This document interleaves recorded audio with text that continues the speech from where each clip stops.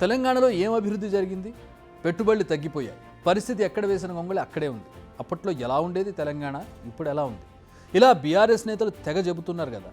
ఇలా వాదించే వారందరికీ దిమ్మ తిరిగే సమాధానం ఇప్పుడు మనం చెప్పుకోబోతున్నాం.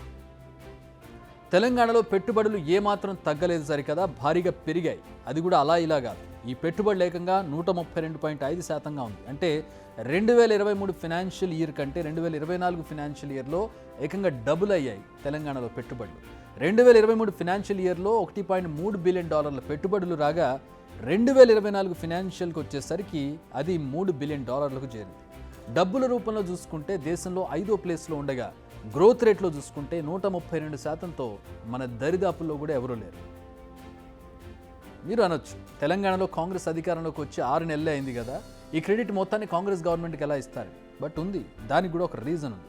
కాంగ్రెస్ అధికారంలోకి వచ్చి రేవంత్ రెడ్డి సీఎంగా ప్రమాణ స్వీకారం చేసిన వెంటనే దావోస్లో పర్యటించారు. మీకు గుర్తుండే ఉంటుంది.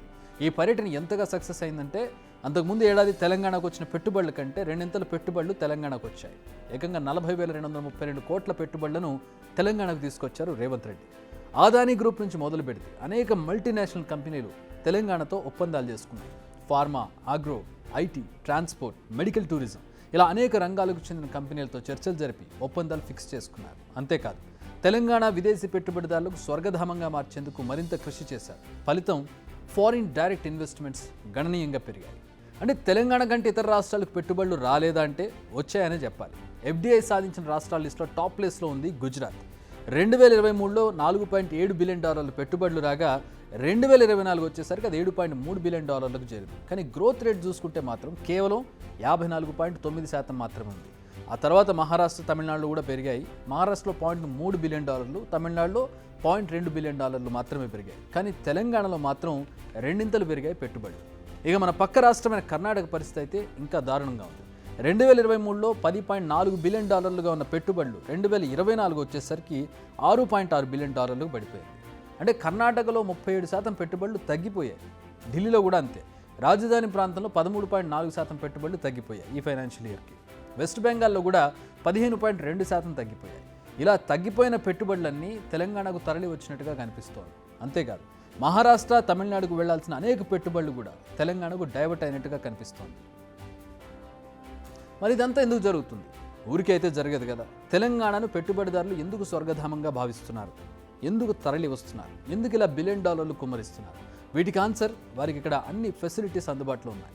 అంతేకాకుండా ఎలాంటి ఇబ్బందులకు గురి చేయకుండా రెడ్ కార్పెట్ పరిచే ప్రభుత్వం ఉంది కాబట్టి ఎక్కడైతే ఫ్రెండ్లీ ఎన్వైరన్మెంట్తో పాటు గవర్నమెంట్ సపోర్ట్ ఉంటుందో అక్కడే తమ కంపెనీలను, పెట్టుబడులను పెట్టాలని చూస్తారు ఇన్వెస్టర్స్.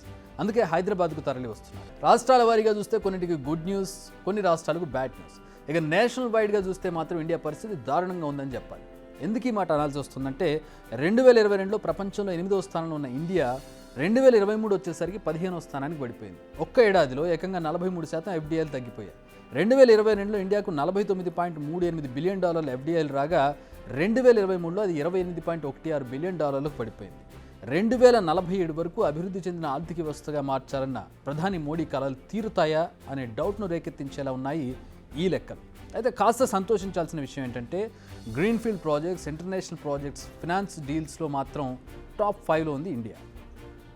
అయితే ఇండియాలో మాత్రమే తగ్గా ఎఫ్డీఐలు విషయాన్ని సగం మాత్రమే చెప్పుకుంటే మన దేశాన్ని మనమే తక్కువ చేసుకున్నట్టు ఉంటుంది. ఒకసారి అన్ని దేశాల రికార్డులను పరిశీలిస్తే మన పరిస్థితి అర్థమవుతుంది. ఫ్రాన్స్లో అత్యంత దారుణంగా తగ్గాయి. తర్వాత లిస్టులో ఆస్ట్రేలియా, చైనా, అమెరికా, ఇండియా ఉన్నాయి. ప్రపంచవ్యాప్తంగా కొన్ని దేశాల్లో తప్పిస్తే అన్ని దేశాల్లో ఎఫ్డీఐలు తగ్గాయి.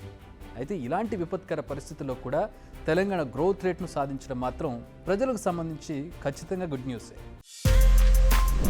బిగ్ టీవీ అవుట్లుక్ కథనాలు నచ్చితే వెంటనే బిగ్ టీవీ ఛానల్ ను సబ్స్క్రైబ్ చేయండి.